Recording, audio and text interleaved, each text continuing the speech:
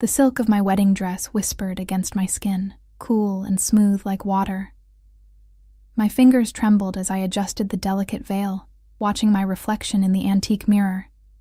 The bridal suite of the Bellevue Hotel smelled of fresh lilies and expensive perfume.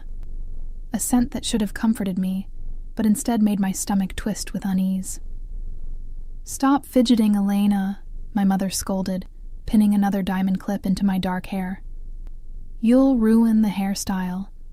I forced my hands to still, trying to ignore the hollow feeling in my chest. This should have been the happiest day of my life. After 27 years of struggling, of cleaning houses and waiting tables to put myself through nursing school, I was marrying Robert Sinclair, respected doctor, heir to a small fortune, and a man my immigrant parents approved of with glowing pride. "You look beautiful," my mother said, her voice softening as she stepped back to admire her work. For once, the permanent worry lines around her eyes had relaxed. "Robert is a good man. He will take care of you." I nodded, not trusting myself to speak. "Take care of you." That's what everyone kept saying, as though I'd spent my life looking for someone to rescue me, as though all my hard work had been merely a placeholder until I found a husband to depend on. Outside the window, rain pattered against the glass, turning the garden view into a watercolor blur of greens and whites. The wedding was supposed to be outdoors, but the unexpected autumn shower had forced everything inside the hotel's crystal ballroom.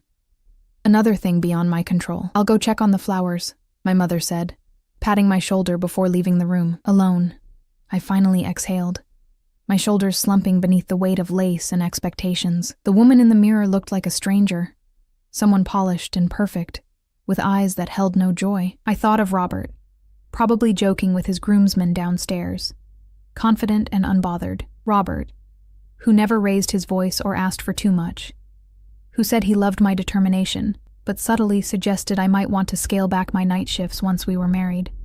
Robert, who had proposed with his mother's ring in front of both our families at Christmas dinner. A soft knock interrupted my thoughts. "Come in," I called, expecting my bridesmaid Sophia. Instead, the door opened to reveal a young man I'd never seen before, dressed impeccably in a charcoal suit that screamed money. He wasn't part of the wedding party. "I'm sorry, but this is the bridal suite," I said, frowning. "I think you have the wrong room." His eyes darted nervously around the space, never quite meeting mine. "Miss Russo, I have a message for you." He extended an envelope of heavy cream paper, unmarked except for my name written in elegant black script. "From who?" I asked, not reaching for it. It's better if you just read it." There was something in his voice, a tremor of fear, that made my skin prickle. Before I could question him further, he placed the envelope on the vanity and backed away quickly, disappearing through the door like a shadow fleeing sunlight. I stared at the envelope, my heart accelerating. Part of me wanted to ignore it, to pretend it had never arrived, but curiosity, always my weakness, won out. I broke the unmarked wax seal and unfolded a single sheet of heavy paper. "The man you're about to marry is not who you think he is. Room 823. Come alone if you want the truth." My hands began to shake again, but for entirely different reasons. I read the message 3 times, trying to make sense of it. A prank? A jealous colleague of Robert's? Or something worse? I glanced at the clock. 45 minutes until the ceremony. I should call Robert or tell someone about the note. That would be the sensible thing to do.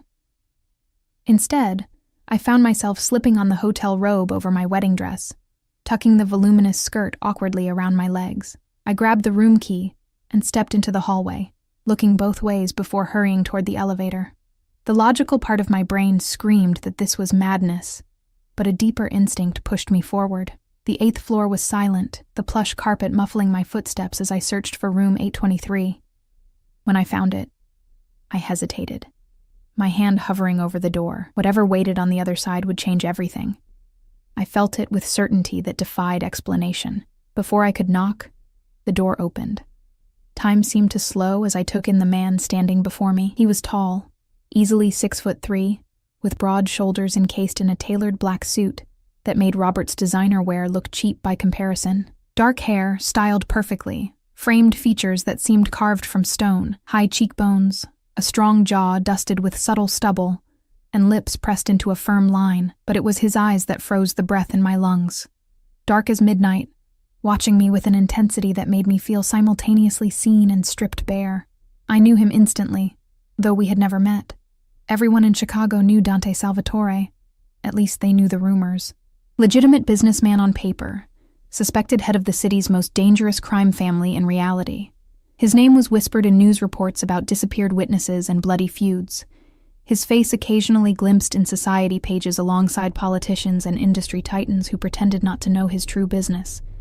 And now he was standing before me, on my wedding day, looking at me as though he had been waiting for this moment for a very long time.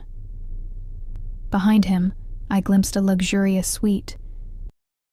On the coffee table lay what appeared to be photographs and documents, neatly arranged. A man stood by the window, clearly security, his jacket bulging slightly where a weapon would be holstered. "Miss Russo," Dante said, his voice deeper than I expected, smooth like aged whiskey. "Thank you for coming." I found my voice, though it emerged as barely more than a whisper. "How do you know my name?"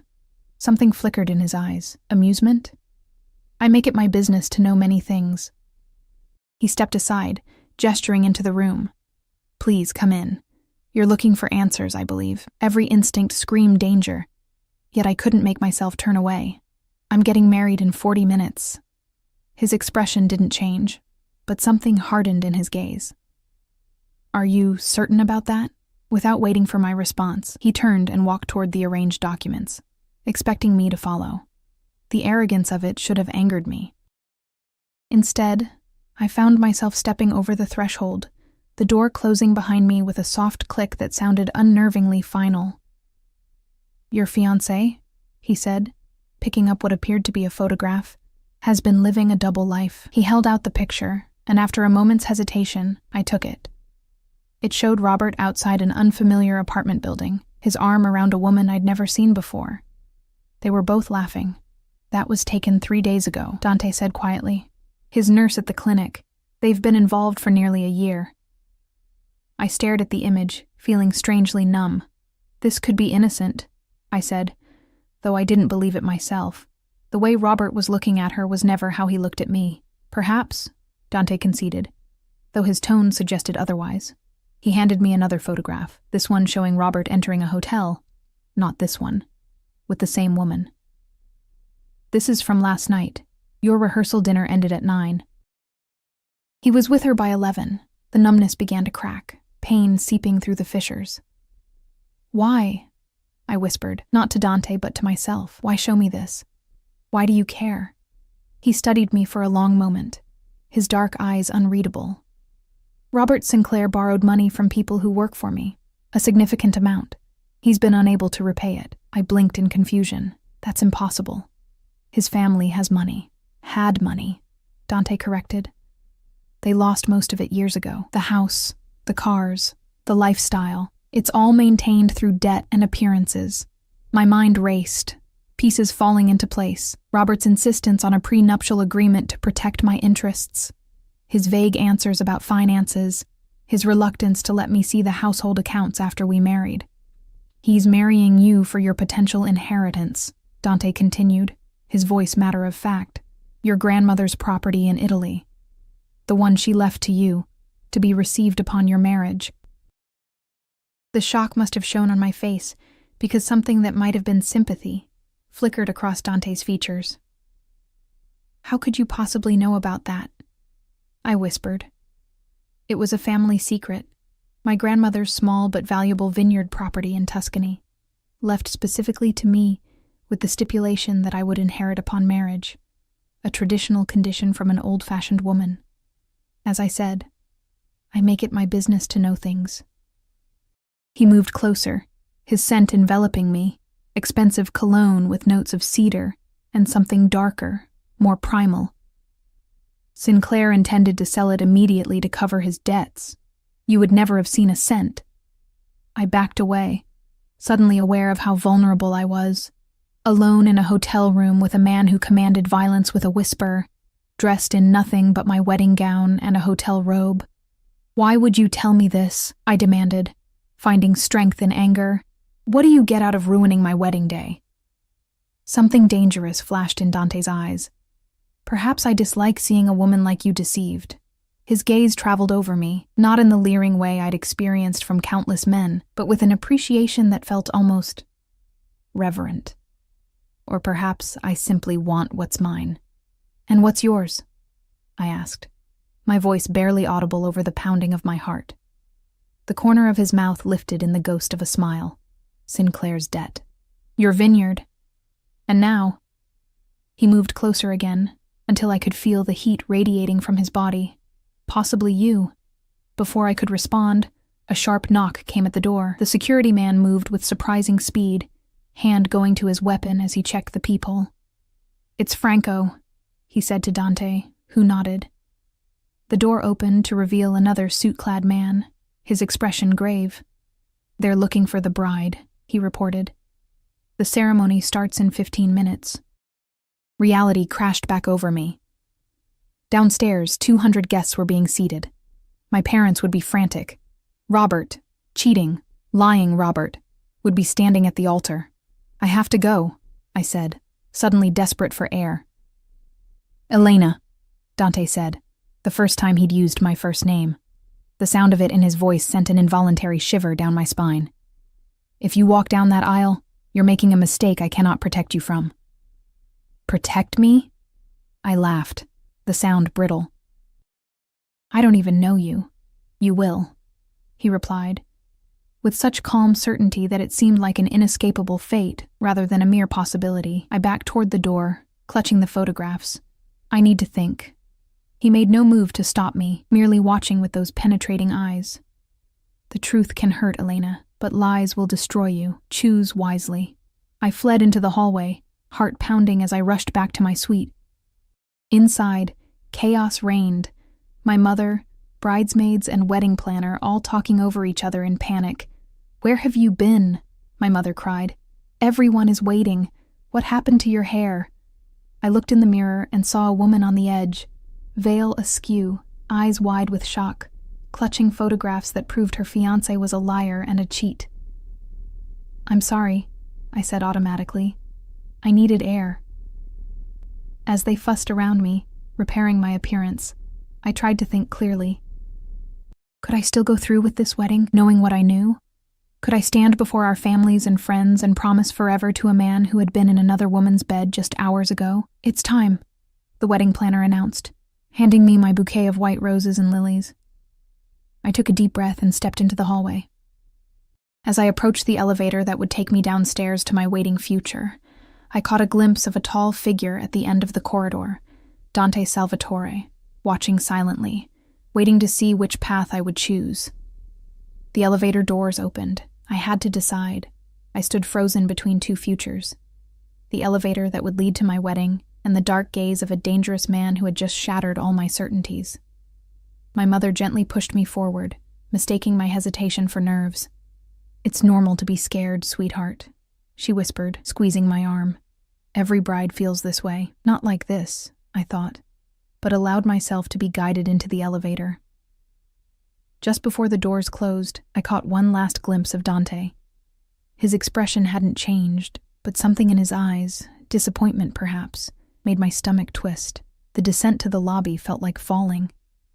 My bridesmaids chatted excitedly around me, oblivious to my inner turmoil. Sophia, my maid of honor, finally noticed my silence and leaned close. You okay? She whispered, concern etching her features. You're pale as your dress. I nodded mechanically, unable to form words. The photographs burned in my memory. Robert with another woman, laughing, touching, betraying. And Dante's words echoed, he's marrying you for your potential inheritance. The elevator doors opened to reveal the hotel's opulent lobby, where my father waited in his rented tuxedo, pride shining in his eyes. He'd worked double shifts at the factory for 30 years to give our family a better life. Now he thought he was witnessing the culmination of all those sacrifices. His daughter marrying into security and respectability. You are beautiful, Piccola, he said in Italian, his voice thick with emotion as he took my arm. Like an angel. Guilt crashed over me. How could I destroy this moment for him? For my mother? For all the guests waiting just beyond those ballroom doors? The wedding coordinator gestured that it was time. The music began, Wagner's traditional wedding march that Robert's mother had insisted upon. The massive doors swung open, revealing rows of guests rising to their feet, all eyes turning toward me, and there at the end of the aisle stood Robert, handsome in his black tuxedo, smiling confidently, the smile of a man who believed he had won. My father took the first step forward, but my feet seemed rooted to the marble floor. A wave of whispers rippled through the crowd as the pause stretched uncomfortably long. "Elena?" My father murmured, confusion replacing joy. In that suspended moment, my gaze drifted beyond Robert to the emergency exit door at the far side of the ballroom. It opened silently, and Dante slipped in like a shadow, positioning himself against the wall where only I could see him. His presence was a silent question. I looked back at Robert, who now showed the first flickers of uncertainty. Our eyes met across the distance, and in that moment I knew. He didn't love me. Perhaps he never had. "I can't," I whispered to my father, my voice breaking. "I'm sorry, Papa. I can't marry him." Gasps erupted from the crowd. My father's face contorted with shock, but I was already pulling away, gathering the voluminous skirt of my dress in trembling hands. "Elena!" Robert called out, starting down the aisle toward me. "What are you doing?" I backed away, shaking my head. "You know what you did," I said, loud enough for the front rows to hear. "It's over, Robert." Before anyone could stop me, I turned and ran, not toward the lobby but to a side door I'd noticed during the rehearsal, one that led to the service corridors. Behind me, chaos erupted. I heard Robert calling my name, my mother's cry of distress, the rising murmur of scandalized guests. The service hallway was blessedly empty. I kicked off my heels, the cold tile shocking against my bare feet as I ran blindly, turning corners until I found a service elevator. I punched the button repeatedly, desperate to escape before anyone found me. Just as the doors began to close, a hand shot through the gap. Large, masculine, wearing an expensive watch. The doors slid back open to reveal Dante, his expression unreadable as he stepped inside. My heart hammered against my ribs. "Are you following me?" "Yes." No apology. No explanation. Just simple truth. The elevator began to rise, taking us away from the disaster I'd left below. In the confined space, his presence seemed overwhelming. The subtle scent of his cologne, the quiet power that radiated from him, the heat of his body so close to mine. "Did you know I would run?" I asked, my voice steadier than I felt. He studied me for a long moment. "I hoped you would make the right choice." "For whom? You?" Anger flashed through my confusion. "You just destroyed my life to collect a debt." His jaw tightened almost imperceptibly. "I saved you from a marriage built on lies." The destruction was already there. I merely revealed it. Before I could respond, the elevator stopped on the 8th floor, the same floor as his suite. The doors opened, but neither of us moved. "You have a choice, Elena," Dante said quietly. "You can return downstairs and salvage what's left of your wedding. Sinclair will spin a story, cold feet perhaps, or a brief misunderstanding. People will talk, but eventually they'll forget. Or," I whispered, "or you can come with me." "With you," I repeated, incredulous. "A man I met 30 minutes ago, a criminal." Something dangerous flashed in his eyes. "Be careful with accusations. It's not an accusation if it's true," I said, surprising myself with my boldness. Unexpectedly, the corner of his mouth lifted in what might have been admiration. "Few people speak to me that way. I'm not most people." "No," he agreed softly. "You're not." He held out his hand, palm up. An invitation, not a demand. "Let me help you, Elena." I stared at his outstretched hand. "Why would you help me?" "Perhaps I have my reasons," he said, his dark eyes revealing nothing. The elevator doors began to close, but he stopped them with a swift movement. "They'll be searching the hotel for you soon. Your decision needs to be made now." Behind us, I heard voices. Hotel staff, probably alerted to look for the runaway bride. Panic surged through me. I couldn't face them. Couldn't face Robert or my parents or the pitying stares of 200 guests. Before I could second-guess myself, I placed my hand in Dante's. His fingers closed around mine, warm and strong, and he led me quickly down the hallway. not toward his suite, but to another service exit. "My things," I protested weakly. "My clothes, my phone." "Can be replaced," he finished. "Nothing in that room is worth returning for." He pushed open the door to reveal a concrete stairwell. "This leads to the parking garage," he explained, shrugging off his suit jacket and placing it around my shoulders. The lining was silk, still warm from his body, and absurdly large on my frame. You can't run through a hotel garage in a wedding dress without attracting attention. I gathered the voluminous skirt of my dress, trying to bundle it under his jacket. "This isn't going to work," I muttered, fighting with the layers of tulle and silk. Without warning, Dante crouched and swept one arm behind my knees, the other supporting my back, lifting me effortlessly against his chest. I gasped, automatically gripping his shoulders to steady myself. "This is faster," he said simply, and began descending the stairs, carrying me as though I weighed nothing. The solid strength of him was overwhelming, the firm muscles beneath his shirt, the steady rhythm of his breathing, the faint beat of his heart against my side. I'd never been held like this, never felt so simultaneously vulnerable and protected. "I can walk," I protested weakly. "Yes," he agreed, not slowing, but not quickly enough. We reached the bottom of the stairwell, where he set me carefully on my feet, but kept one arm around my waist, his jacket still draped around me. "Stay close," he murmured, his breath warm against my temple. "My car is near the exit." The parking garage was dimly lit and smelled of concrete and exhaust. Dante guided me swiftly between the rows of vehicles toward a sleek black car where a man in a dark suit stood waiting, another security detail I realized, like the one in Dante's suite. "Franco," Dante acknowledged with a nod. "Any problems?" "None, boss," the man replied, opening the rear door. "All clear." Dante helped me into the back seat, his hand firm but gentle at my lower back. The leather interior was soft and cool against my bare legs where my dress had ridden up. He slid in beside me, his larger frame making the spacious car feel suddenly intimate. Franco got into the driver's seat, and the engine purred to life. As we pulled away from the hotel, the reality of what I'd done crashed over me. I'd left my fiancé at the altar, abandoned my parents, run away with a man who was, by all accounts, dangerous and powerful. "Where are we going?" I asked, unable to keep the tremor from my voice. "Somewhere safe," Dante replied. "Somewhere Sinclair won't think to look." The mention of Robert's name brought a fresh wave of pain and anger. "He was with another woman last night," I said, more to myself than to Dante. "The night before our wedding." Dante's hand covered mine where it rested on the seat between us.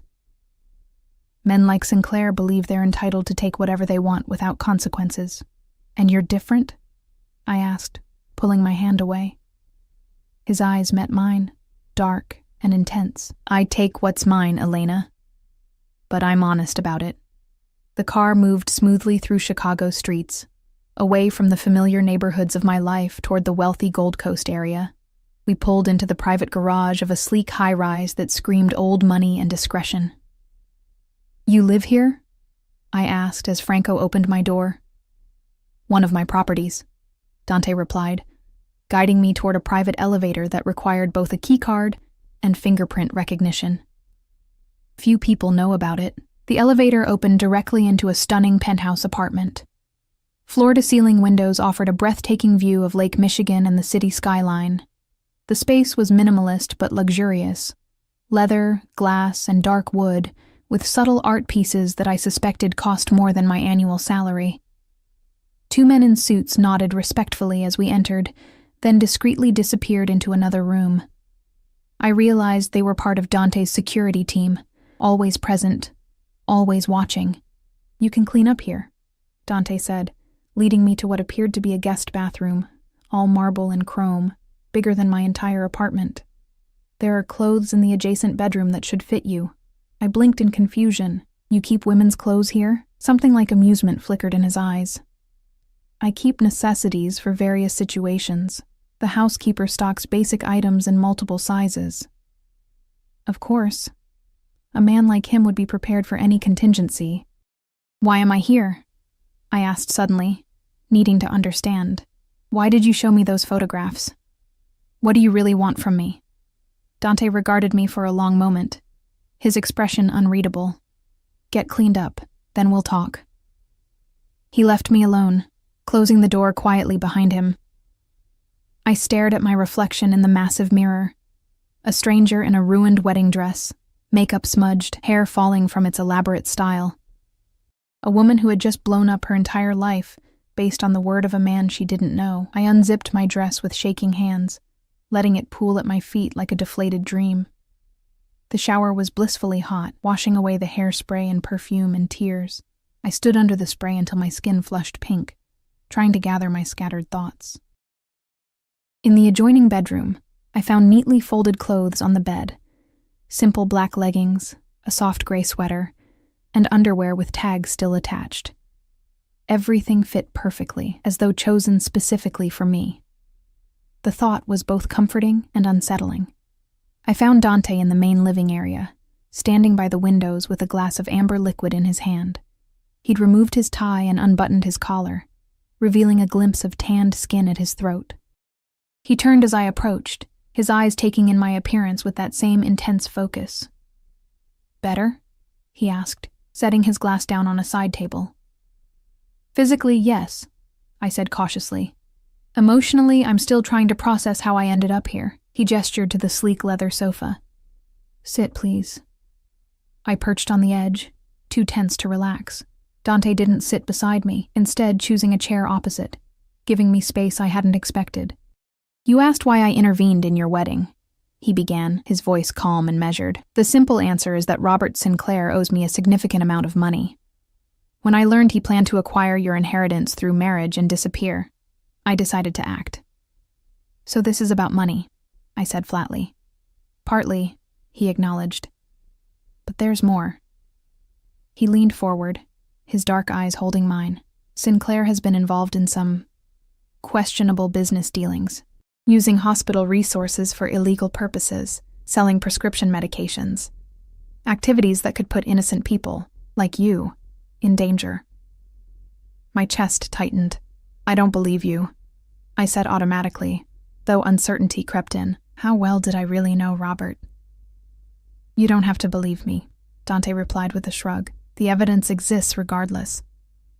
The police haven't connected him yet, but they will eventually. And you know this how? A slight smile. I have interest to protect. Information is valuable. I wrapped my arms around myself, suddenly cold despite the sweater. So you're saying I was going to marry a criminal? You're still in shock, Dante observed. It's understandable. Stop analyzing me, I snapped, rising to my feet. The calm control he maintained was infuriating when my entire life had just imploded. You don't know me. You don't know what I'm feeling. He stood as well, his height making me tilt my head back to meet his gaze. I know more than you think, Elena Maria Russo. 27 years old, graduated top of your class from nursing school while working 2 jobs. Turned down a research position to take care of your mother after her surgery last year. Loyal to a fault, even to those who don't deserve it. My breath caught. How? As I said, information is valuable. He moved closer, not touching me, but close enough that I could feel the heat radiating from his body. You're extraordinary, Elena. Far too valuable to be wasted on a man like Sinclair. And you think you deserve me instead? I challenged, refusing to back away despite the thundering of my heart. His expression darkened, something primal flashing in his eyes. Deserve? No. But want? Yes. The raw honesty in his voice sent a shiver down my spine. Before I could respond, a sharp knock came at the door. Dante's posture changed instantly, tension coiling through his powerful frame as he stepped slightly in front of me, a protective gesture that seemed instinctive rather than calculated. One of his security men entered, his expression grave. Boss, we have a situation. Sinclair's making a scene downstairs, claims his fiancée was kidnapped. Dante's jaw tightened. How did he find this address? Unknown, sir. But he's threatening to call the police. Let him, Dante said coldly. I have nothing to hide. He turned to me, his expression softening fractionally. Do you want to see him? The question surprised me. I'd half expected to be hidden away, my choices made for me. I I should explain, I said hesitantly. End things properly. Dante studied me for a moment, then nodded. Franco will bring him up. If at any point you want him gone, just say the word. The security man disappeared, and Dante moved to stand at the window, his back to the room, giving me a moment of privacy to collect myself. The gesture was unexpectedly considerate. Minutes later, the elevator doors opened, and Robert stormed in, still in his wedding tuxedo, but with the tie loosened and hair disheveled. He stopped short when he saw me, relief quickly replaced by anger. "What the hell, Elena?" he demanded, taking a step toward me. "Do you have any idea what you've done? Everyone's still at the hotel. Your parents are frantic." Robert's gaze darted around the luxurious penthouse before fixing on Dante, who remained by the window, watching the exchange with cold detachment. "What is this?" Robert asked, his voice rising. "Did he force you to come here? Are you okay?" The concern would have seemed genuine if I hadn't seen those photographs, if I didn't now see the calculation behind his eyes. I straightened my spine, finding strength in my anger. "No one forced me anywhere," I said clearly. "I left our wedding because I know about her, Robert. Your nurse. The one you were with last night while I was rehearsing our vows." The color drained from his face. "Elena, I don't know what he's told you, but don't." I held up my hand. "Don't lie to me anymore. I saw the pictures." Robert's expression hardened as he glanced at Dante. "So that's it? You believe whatever this criminal tells you? You know who he is, right? What he does?" "I know who you are now," I replied, my voice steadier than I felt. "You were going to marry me for my grandmother's property. You were going to sell it to pay off your debts." "That's ridiculous," he scoffed, but a flicker of panic crossed his features. "Who told you about the vineyard? That was private family business. Does it matter? It's true, isn't it?" Robert moved toward me, reaching for my arm. "Elena, baby, listen." Before he could touch me, Dante was suddenly between us, his movement so swift I barely registered it. Nothing in his posture was overtly threatening, but Robert immediately stepped back. "Miss Russo has made her position clear," Dante said, his voice deceptively soft. "I suggest you respect her decision." Robert's face contorted with rage and fear. "You think I don't know what's happening? You've wanted that Italian property for years. The water rights alone are worth millions to your operation." My head snapped up. "What?" Dante's expression remained impassive. "Your grandmother's land borders one of my family's estates," he explained without looking at me. "It was her choice not to sell, despite numerous generous offers. So this is about the land," I said slowly, pieces falling into place. "That's why you saved me from my wedding." Something flickered across Dante's features. Frustration, perhaps. "That's part of it," he admitted. "But not all." Robert gave a harsh laugh. "You're just trading one liar for another, Elena. At least I never pretended to be something I'm not." "You pretended to love me," I shot back, blinking away tears of anger. "Was any of it real? Or was I always just a means to an end?" Guilt flashed briefly in Robert's eyes before he masked it. "We would have been good together. I could have made you happy, while sleeping with other women and spending my inheritance," I said bitterly. "What a dream." Robert's expression hardened. "You have no idea what you're getting into with him," he said, nodding toward Dante. "Do you know what they call him? The ghost. Because people who cross him disappear." A chill ran through me despite the warmth of the room. I glanced at Dante, who watched Robert with the cool assessment of a predator studying prey. "I think it's time for you to leave, Doctor." "Sinclair," Dante said, his tone leaving no room for argument. "Franco will escort you out." As if summoned, the security man appeared at the elevator. Robert hesitated, then turned to me. "Elena, please, come with me now. We can still fix this. Your parents will understand eventually," I finished, though my heart ached at the thought of their disappointment. "It's over, Robert." For a moment, I thought he might argue further, but something in my expression, or perhaps in Dante's, made him reconsider. He straightened his shoulders, attempting to salvage his dignity. "When you realize what a mistake you've made, don't come back to me," he said coldly. "You're throwing away everything for what? A man who sees you as nothing but a transaction?" His words hit their mark. but I kept my expression neutral until he disappeared into the elevator. Only when the doors closed did I allow my shoulders to slump, exhaustion crashing over me. "He's right about one thing," I said quietly. "I have no idea what I'm getting into." Dante turned to me, his dark eyes searching my face. "Are you afraid of me, Elena?" The question surprised me. I considered lying, but something told me he would know. "Yes," I admitted, "but I'm more afraid of what my life would have been if I'd married him." He nodded, seeming to appreciate my honesty. "You're safe here. Whatever you may have heard about me, I don't harm innocent people." "And what about not-so-innocent people?" I asked, unable to stop myself. A ghost of a smile touched his lips. "Everyone makes their own choices. Some choices have consequences." I shivered at the implication. "What happens now?" "Now," he said, moving to a sleek intercom panel on the wall. "You should eat something, then rest. Tomorrow we can discuss your options." "My options," I repeated, suddenly overwhelmed by the reality of my situation. No home to return to, no fiancé, and parents who would be devastated by my actions. "Do I have any that don't involve you?" His expression tightened almost imperceptibly. "You're not a prisoner, Elena. If you want to leave, Franco will take you wherever you wish to go." The offer surprised me. I'd half expected to be kept here whether I wanted to stay or not. I don't know where to go," I admitted. "I can't face my parents yet, and my apartment is in your name alone," Dante finished.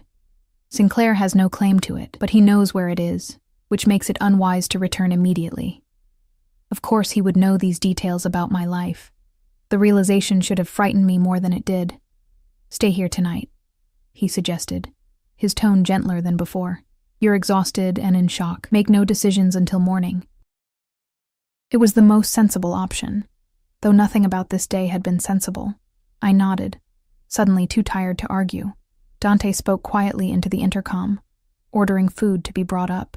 While we waited, he showed me to a guest room, spacious and elegant, with another stunning view of the lake. "This will be your room for as long as you choose to stay," he said, standing in the doorway rather than entering with me. "Mine is at the end of the hall. The security team has quarters downstairs, with at least 2 men on duty at all times." "All these precautions," I murmured, running my fingers over the luxurious bedspread. "Do you live in constant danger, constant awareness?" he corrected. "It's the price of my position." I turned to look at him, really look at him. This dangerous, powerful man who had upended my life in the span of hours. "Why me, Dante? Of all the women in Chicago, why involve yourself in my life?" Something shifted in his expression. A brief vulnerability quickly masked. "I've been watching you for some time, Elena. When I discovered Sinclair's plans, I couldn't allow it." "Watching me?" I repeated, unease prickling along my skin. "That's disturbing." "Perhaps," he acknowledged, "but necessary. You're connected to something important to me." "The land," I said flatly. His jaw tightened. "Yes, initially. And now?" I challenged. Before he could answer, a discreet knock announced the arrival of food. Dante stepped back, giving me space. "Rest, eat. We'll talk more tomorrow." He left me alone with a tray of simple but elegant food, pasta with a light sauce, fresh bread, a small salad, and a glass of red wine. Despite everything, my stomach growled at the smell. I hadn't eaten since early morning, too nervous about the wedding to manage more than a few bites of toast. As I ate, I tried to make sense of the day's events. In less than 12 hours, I'd gone from bride to runaway to... what? Guest? Asset? Prisoner in a gilded cage? Dante claimed I was free to leave, but where would I go? After eating, I showered again, letting hot water wash away the last traces of my wedding day. The bathroom was stocked with expensive toiletries, shampoo that smelled of jasmine, lotion infused with subtle vanilla. In the closet, I found silk pajamas that fit perfectly, making me wonder again about Dante's preparation for contingencies. The bed was obscenely comfortable, the sheets softer than any I'd ever felt. Despite my churning thoughts, exhaustion pulled me under almost immediately. I dreamed of dark eyes watching me, of running through endless hotel corridors in a wedding dress that grew heavier with each step, of my grandmother's weathered hands pressing a key into my palm. whispering in Italian, "This is your legacy, little one. Guard it well." I woke to sunlight streaming through windows I'd forgotten to cover, and the disorienting sensation of unfamiliar surroundings. For a moment, I thought I was in the bridal suite, that my wedding day was just beginning. Then reality crashed over me.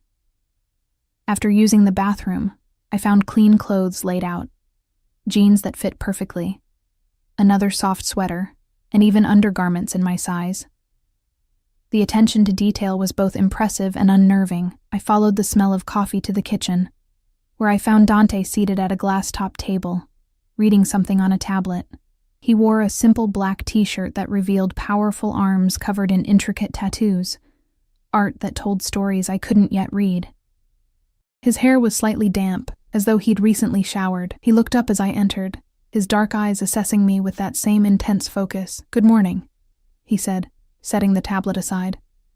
"Did you sleep?" "Better than I expected to," I admitted, hovering uncertainly in the doorway. He gestured to the chair opposite him.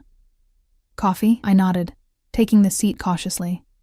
He poured from an elegant carafe, sliding the cup toward me along with cream and sugar. "Thank you," I said, wrapping my hands around the warm mug. "For everything, I suppose. Despite the unconventional circumstances." A slight smile touched his lips.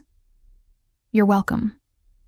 We sat in surprisingly comfortable silence as I sipped my coffee, gathering courage for the conversation ahead. Finally, I set down my cup. "I need to know exactly what you want from me," I said directly. "No half-truths, no vague references to watching me or being connected to something important. Just straight answers." Dante studied me for a long moment. "Direct. I appreciate that." He leaned back in his chair, his posture relaxed but still radiating quiet power. "Your grandmother's property borders land that has been in my family for generations. The water source that feeds both properties originates on her land." "And you want to buy it?" I concluded. "Yes," he acknowledged. "But your grandmother refused every offer while she was alive, and stipulated in her will that the property must remain in the family for at least 3 generations. I frowned. I didn't know that part. Few people do. It's buried in legal language that most wouldn't bother to decipher.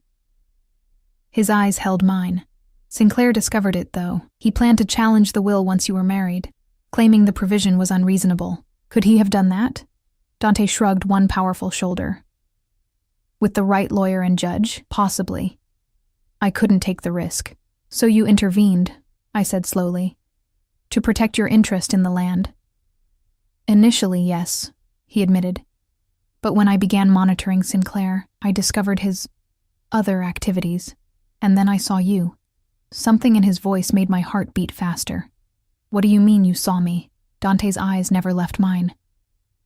"I had men watching Sinclair. They reported that his fiancée was unexpected. Not his typical type. Intelligent, hardworking, independent. I became curious." "So you had them watch me too," I said, unsure whether to be frightened or flattered. "Yes." No apology, just that same straightforward honesty. "The more I learned, the more convinced I became that you were unaware of Sinclair's true nature." I took another sip of coffee, buying time to process this. "And what did you learn about me that was so fascinating?" A ghost of a smile touched his lips. "That you volunteer at the children's hospital on your days off, that you send money to your parents every month, though you can barely afford your own rent, that you stop to pet every stray cat in your neighborhood." Heat crept up my neck. The level of surveillance was disturbing, yet the details he'd chosen to remember were strangely personal, even intimate. "You make me sound like a saint," I said, uncomfortable with his assessment. "Far from it," he replied, that slight smile growing. "You have a temper. You've made your neighbors complain 3 times about your late-night singing. You once threw a drink in a man's face at Donovan's bar when he wouldn't take no for an answer." I couldn't help the surprised laugh that escaped me. "You really did your homework." Dante leaned forward, his expression suddenly serious. "When I realized what Sinclair intended, I had a choice. Let him marry you, then deal with him afterward, or intervene before you were legally bound to him. And you chose to intervene. Why not just warn me anonymously? Send the photos in the mail?" Would you have believed them without context? Or would you have dismissed them as a cruel prank? He had a point. I likely would have confronted Robert, who would have denied everything. Perhaps convinced me the photos were doctored. So, what happens now? I asked quietly. What do you want from me, Dante? He studied me for a long moment. I want you to be safe, to make decisions about your future with complete information. And yes, eventually, I hope we can come to an arrangement about the property. An arrangement, I repeated. You still want to buy it? I do, he acknowledged. But I'm prepared to wait until you've had time to understand its true value. In the meantime, you're welcome to stay here as my guest for as long as you need. As your guest, I said skeptically. With no expectations, something dangerous flashed in his eyes. I didn't say that. Heat pooled low in my belly at his tone. Then be clear about your expectations. Dante stood slowly, moving around the table until he stood beside me.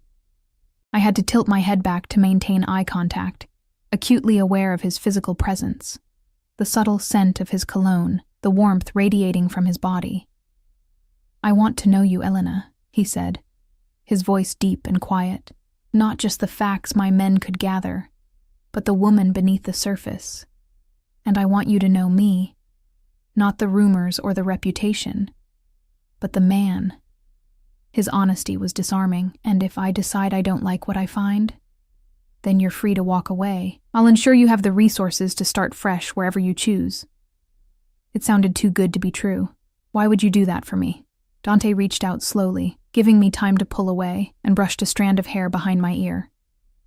The casual touch sent electricity racing down my spine. Because you deserve better than what life has offered you so far, he said simply.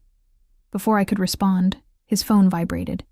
He checked it, his expression hardening instantly. I have business to attend to, he said, his voice taking on that commanding edge I'd glimpsed yesterday. Franco will stay with you. If you need anything, he can arrange it. Am I allowed to leave? I asked, testing the boundaries of this strange arrangement. Allowed? Yes. Advised? Not yet. His expression softened fractionally. Sinclair is unpredictable right now. Give it a few days for things to settle. After Dante left, I explored the penthouse, finding a stunning library filled with leather-bound classics, a state-of-the-art gym, and a rooftop garden with breathtaking views of the city. Franco kept a discreet distance, visible but never intrusive. I spent hours in the library, losing myself in books to avoid thinking about my parents, about the wedding guests, about the mess I'd left behind. When darkness fell, I found myself on the rooftop garden, wrapped in a cashmere throw I'd found in the living room, watching the city lights flicker to life. It's beautiful, isn't it? I startled at Dante's voice. He stood in the doorway, his powerful frame silhouetted against the interior light. He'd changed into another immaculately tailored suit, his presence commanding even in the growing darkness. Yes, I agreed, turning back to the view. It makes everything else seem small somehow. He moved to stand beside me at the railing, close, but not touching. My father used to bring me up to rooftops like this. He said it was important to see the city from above, to understand what you're protecting. Is that what you do? Protect the city? He gave a soft laugh, the sound surprisingly warm, parts of it. In my own way. We stood in companionable silence for a while, watching the lights. Finally, I gathered my courage to ask the question that had been haunting me all day. My parents, I said quietly. Do you know? They're worried, he replied, understanding immediately. But safe. Sinclair tried to convince them you were taken against your will, but the hotel security footage clearly shows you leaving voluntarily. Relief washed over me. I should call them. You can, Dante said, but be aware that Sinclair may be monitoring their phones. The thought hadn't occurred to me. Would he really go that far? He lost a valuable asset when you left, Dante said matter-of-factly. Men like him don't accept such losses easily. I wrapped the throw tighter around my shoulders, suddenly chilled despite the mild evening. I never saw it, how calculating he was. I thought he loved me. Love is the easiest mask to wear, Dante said softly. We see what we want to see in others, until they show us who they truly are.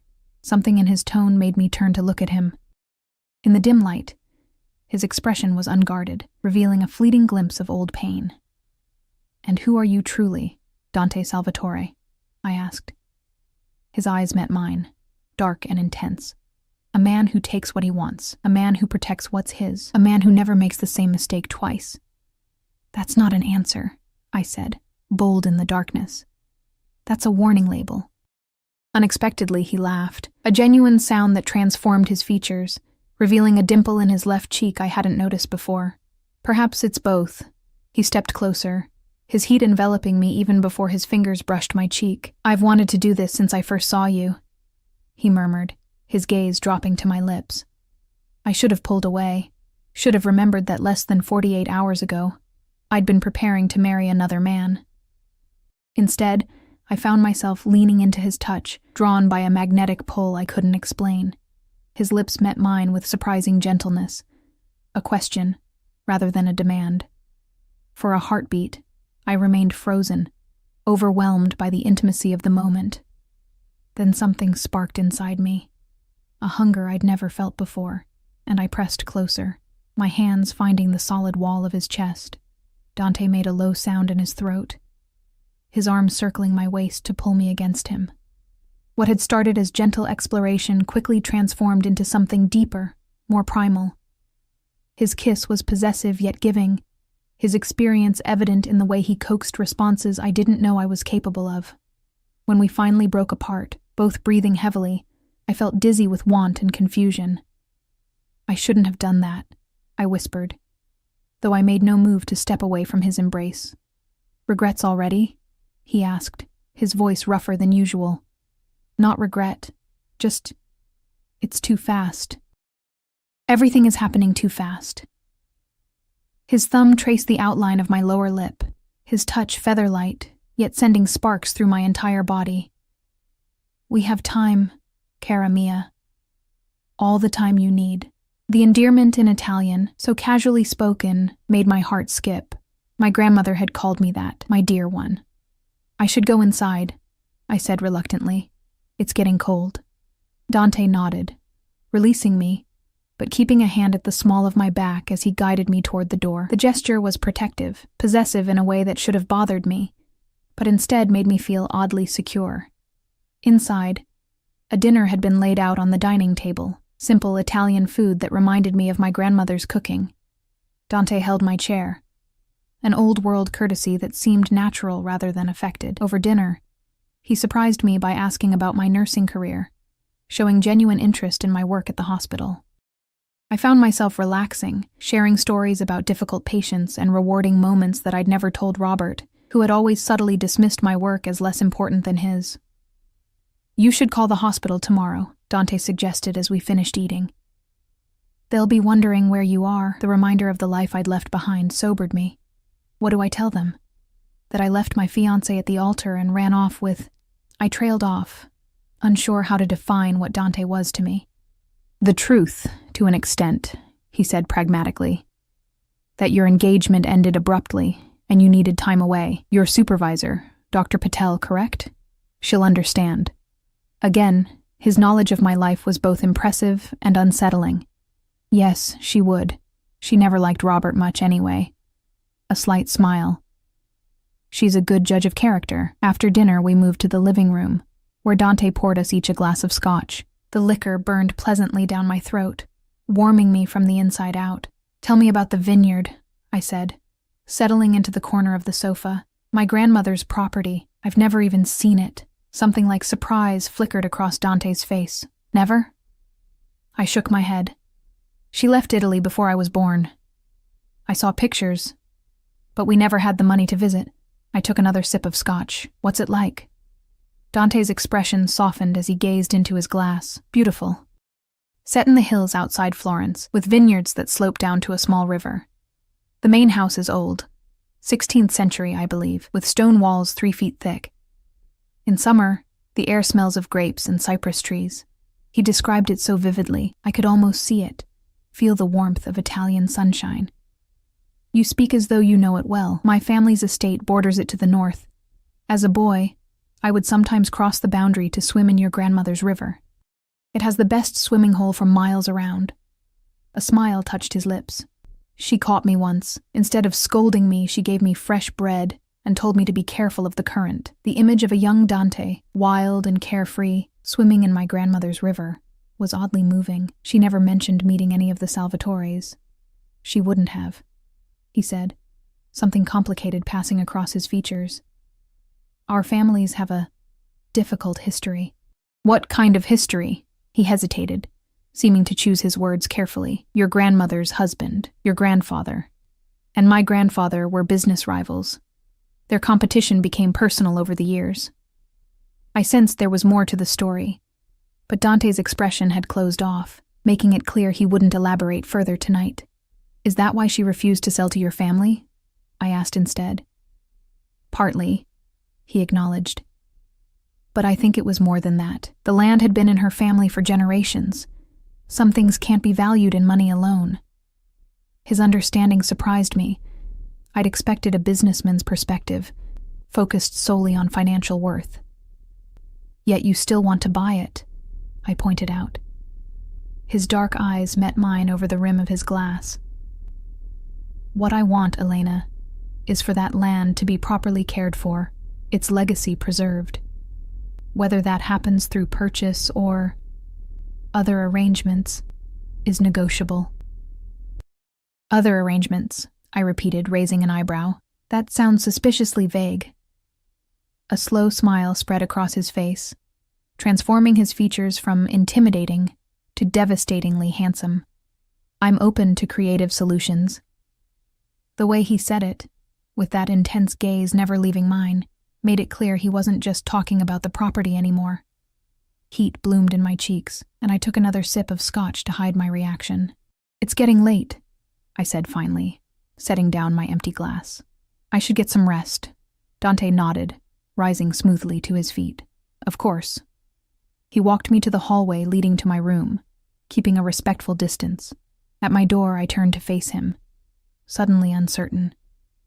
The memory of our kiss lingered between us, electric and unresolved. "Thank you," I said softly. "For dinner. For telling me about the vineyard." "Sleep well, Elena," he replied, his voice a low rumble that seemed to vibrate through me. He didn't try to kiss me again, didn't push for more than I was ready to give. Instead, he simply reached for my hand, lifting it to his lips in a gesture that was both old-fashioned and deeply intimate. As I closed my bedroom door behind me, I leaned against it, my heart racing. What was I doing? Getting involved with Dante Salvatore, whatever his business might actually be, was surely jumping from the frying pan into the fire. Yet as I slipped beneath the luxurious sheets, I couldn't help but replay our kiss in my mind. The feel of his strong arms around me, the passion carefully controlled beneath his composed exterior. For the first time since I'd fled my wedding, I fell asleep without anxiety clutching at my chest, dreaming instead of Italian vineyards and dark eyes that saw through to my soul. Morning came with soft sunlight filtering through the blinds and the distant sound of male voices in the penthouse. I showered and dressed in clothes I found laid out. Another perfectly fitting outfit, this time a simple sundress with a light cardigan. In the kitchen, I found not Dante, but Franco, preparing coffee with military precision. "Good morning, Miss Russo," he said, his tone respectful but distant. "Mr. Salvatore had to attend to urgent business. He asked me to ensure you have everything you need." Disappointment flickered through me, though I tried to hide it. "Thank you, Franco. I'm fine." He nodded, sliding a cup of coffee across the counter. "He also asked me to give you this." He handed me a sleek smartphone. "It's secure and untraceable. Your parents' number has been programmed in." I stared at the device, emotion welling in my throat. Dante had understood my need to contact my family without my having to ask again.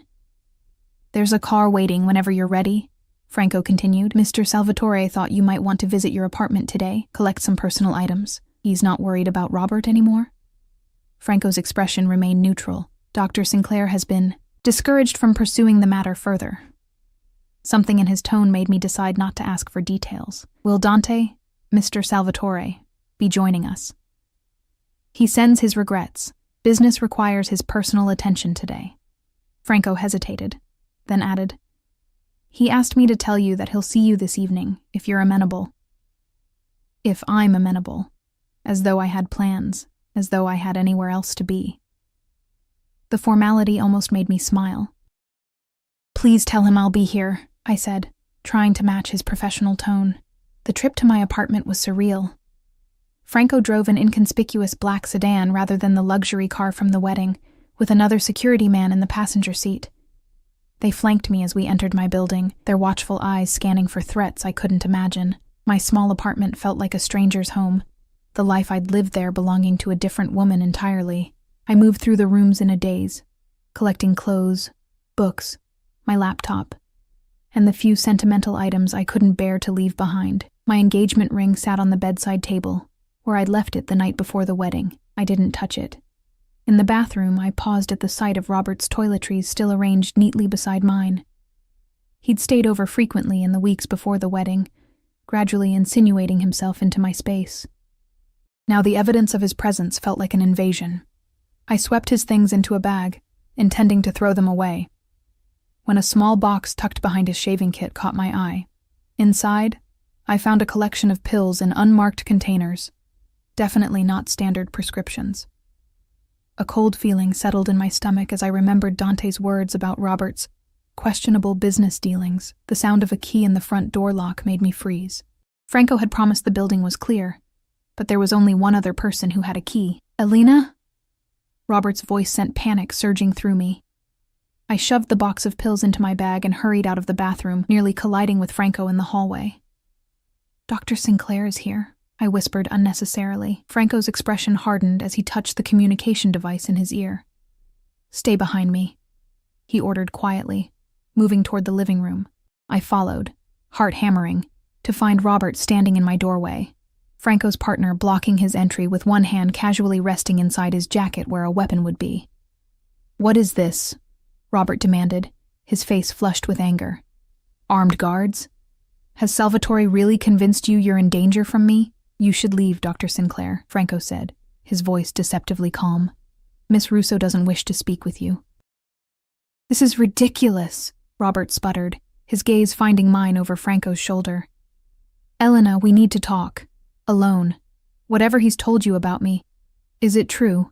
I interrupted, stepping forward despite Franco's attempt to keep me behind him. Are you involved in selling prescription medications illegally? The color drained from Robert's face. What? No. That's absurd. But I saw the truth in the way his eyes darted away, in the nervous adjustment of his tie. I found the pills, Robert, in your kit. Those are samples, he said quickly. For patients. Without labels, without documentation? I shook my head, disappointment and disgust washing over me. Just go. I have nothing to say to you. You don't understand, he said, desperation creeping into his voice. I needed the money. The debts. They were going to take everything, but I had it under control. After the wedding, after selling that worthless piece of land. Worthless? I repeated. You were willing to marry me for something worthless?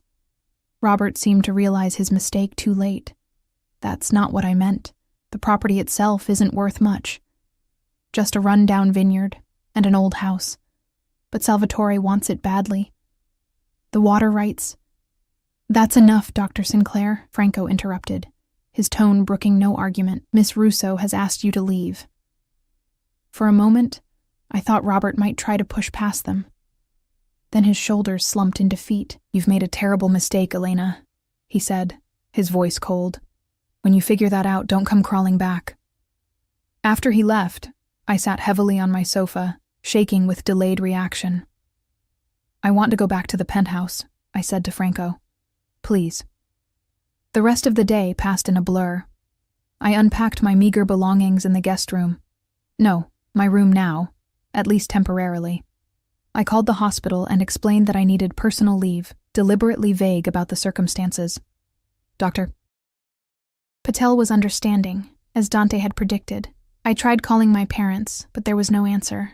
I left a message, assuring them I was safe and would explain everything soon.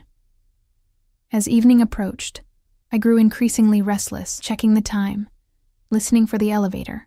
When it finally arrived, just after 8, I found myself smoothing my hair and straightening the sundress I'd worn all day.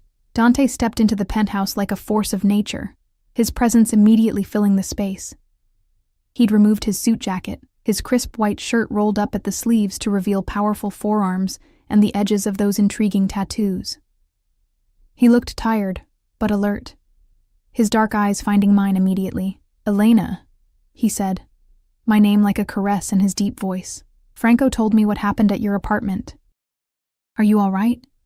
The genuine concern in his tone loosened something in my chest. "Yes." It was unpleasant but clarifying. "Clarifying?" he repeated, moving closer. I nodded. "I found illegal pills in Robert's things. He admitted he's in serious debt. Everything you told me was true." Dante's expression remained neutral, but I caught a flicker of satisfaction in his eyes. "I'm sorry it happened that way. Are you?" I challenged. "You don't seem like a man who minds being proven right." A slight smile curved his lips. "I would have preferred to spare you the confrontation." He studied me for a moment. "Have you eaten?" I shook my head, suddenly realizing I'd skipped lunch entirely. "Come," he said, extending his hand. I brought dinner. He led me to the rooftop garden, where a table had been set with flickering candles, fine china, and covered dishes. The city sparkled below us, and soft music played from hidden speakers. It was romantic, undeniably so, and my heart fluttered treacherously. "You planned this," I said, as he held my chair. "I did," he acknowledged, taking the seat across from me. "Is that a problem?"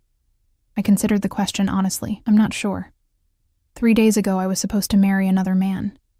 And yet here you are," he said softly, uncovering the dishes to reveal an array of Italian delicacies. "Here I am," I agreed, still trying to understand why. Dante poured wine into crystal glasses. "Why you left Sinclair, or why you're here with me. Both, I suppose." He handed me a glass, his fingers brushing mine deliberately. "Sometimes we make choices without fully understanding our motivations. The heart knows what it wants before the mind catches up. Is that what happened with you?" I asked boldly. "Your heart decided it wanted me before your mind knew why." Something darkened in his gaze. "My mind always knows why, Elena." "But yes, perhaps my interest in you evolved beyond what I initially anticipated." We ate in companionable silence for a while, the food exquisite, the wine warming me from within. Finally, I gathered my courage to ask the question that had been haunting me. "What happens if I don't sell you the vineyard?" Dante set down his fork, giving me his full attention. "Then it remains yours. Just like that? No consequences?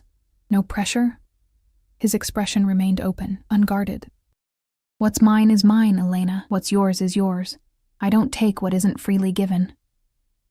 I thought of our kiss the night before, how he'd waited for me to respond before deepening it, how he'd walked me to my door but not presumed more. "My grandmother never sold to your family," I said slowly. "You said there was history there. Tell me the truth. All of it." Dante was silent for a long moment, seeming to debate with himself. Finally, he sighed. "Your grandfather and mine were more than business rivals. They were once friends, partners in the wine business. My grandfather fell in love with your grandmother before she met your grandfather." I blinked in surprise. "What?" "It was a complicated time in Italy after the war. Opportunities were scarce. Your grandfather saw potential in expanding beyond wine into other businesses. My grandfather disagreed with the direction. They separated their interests, but both wanted the water rights to the river between their properties. So it was a business dispute," I said, relieved it wasn't something darker. Something flashed in Dante's eyes. "It became more than that when your grandfather hired men to sabotage my family's harvest.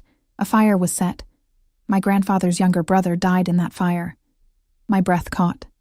"That's terrible, but surely my grandfather wouldn't—" "There was no proof," Dante interrupted, his voice carefully controlled. "But everyone knew. The feud continued for decades. Your grandmother inherited the property when your grandfather died. She never sold to us out of loyalty to him, though I believe she knew the truth." "And now you think I'll sell to you?" I asked, trying to process this complicated history. "Because of a decades-old feud I knew nothing about?" "No," he said simply. "I think you'll make your own decision.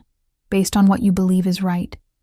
His honesty disarmed me. Why tell me this now? Because you asked for the truth, he replied, and because I want whatever develops between us to be built on honesty, not manipulation. Between us. The implication hung in the air between us, charged with possibility. I should see it, I said suddenly. The vineyard. Before I make any decisions. Something like hope flickered in Dante's eyes. I can arrange that. You would take me to Italy? If that's what you want. I studied him across the candlelit table. This powerful, dangerous man who had upended my life, and yet treated me with a respect Robert never had. Why do I trust you? I wondered aloud. I barely know you. Dante reached across the table, his hand covering mine. Perhaps your heart recognizes something your mind hasn't accepted yet. The touch of his skin against mine sent warmth spiraling through me. And what would that be? His dark eyes held mine, intense and unwavering, that some things are meant to be, Elena. That some connections exist beyond explanation. I should have scoffed at such a romantic notion, especially coming from a man like him. Instead, I turned my hand beneath his, our palms pressing together, fingers intertwining. Take me to Italy, I said softly. Show me my inheritance, then I'll decide what happens next. His grip tightened slightly. And us? What about us, Elena? The question hung between us, heavy with implication. 3 days ago, I'd been about to pledge myself to another man. Now I sat across from Dante Salvatore, my hand in his, feeling more alive than I had in years. I don't know yet, I answered honestly, but I want to find out. A slow smile spread across his face, transforming his features from intimidating to breathtaking. That's enough for now. Later, as we stood at the railing overlooking the city, his arm around my waist and my head resting against his shoulder, I felt a strange sense of peace. The life I'd planned had shattered, yet from the pieces, something new and unexpected was emerging. Dante's lips brushed my temple, his embrace protective without being possessive. What are you thinking? He murmured against my hair. That sometimes the wrong wedding leads to the right life, I replied, turning in his arms to face him. His eyes darkened as he traced the curve of my cheek with gentle fingers. And is this the right life, cara mia? Instead of answering, I rose on tiptoes and pressed my lips to his, initiating our second kiss. This time there was no hesitation, no holding back. His arms tightened around me as he deepened the kiss, a low growl of approval rumbling in his chest. When we finally broke apart, both breathing heavily, I looked up into his dark eyes and saw my future reflected there. Complex, perhaps dangerous, but undeniably mine to choose. Take me to Italy, I whispered against his lips, and then bring me home. His answering smile was like the sunrise breaking over the city below us, brilliant, warming, full of promise. As you wish, Elena, always as you wish. In that moment, I knew with absolute certainty that walking away from my wedding had been the first step on a path that was always meant to be mine. Whatever challenges lay ahead, whatever complications our past might bring, I would face them with Dante at my side. Not as his possession, but as his equal. The choice was mine, and I had made it.